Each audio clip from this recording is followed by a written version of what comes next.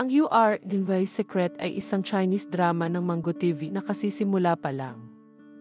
Na-curious ako dito dahil napanood ko na yung male lead na si Wei Jiming sa Only for Love. Ito ay kwento ng contract marriage na may halong office romance. Swak yung genre sa mga tipo kong panoorin. Nagsimula ang drama na nagpunta ang 27-year-old na si Tu Xiaoning sa isang speed dating.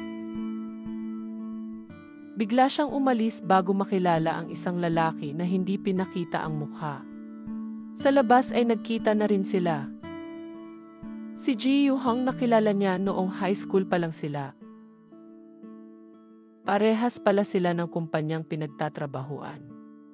Coincidence nga naman, nagpahanap siya ng pwedeng maging boyfriend sa nanay niya. Okay daw yung pamangkin ni Titsaru. Binild up pa ng nanay niya. Yun pala si Yuhang ito. Coincidence na naman. Sa kasal ng kaibigan niya, nagkita sila ng ex-boyfriend niya. Nagsorry ang ex at gusto makipagbalikan. May bouquet of roses pa ito. Hindi pumayag si Xiaoning. Biglang pumasok sa eksena si Ji Yuhong.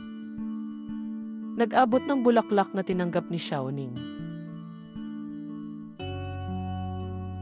Pauwi, biglang inako ni Yuhong si Xiaoning na magpakasal.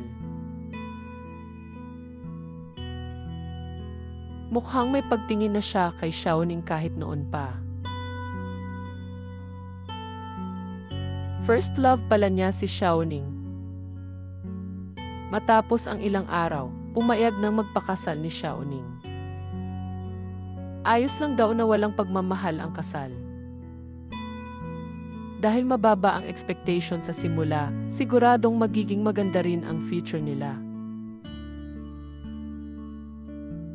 Naudlot ang pag-register nila ng kasal, pero ang alam ng mga magulang ni Xiaoning ay mag-asawa na sila.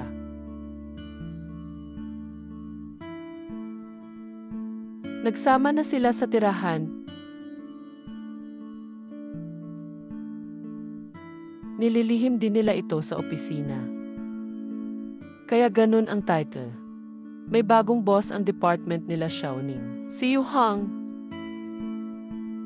Paano kaya maapektuhan nito ang secret kasal nila? Strikto sa opisina pero sweet sa bahay.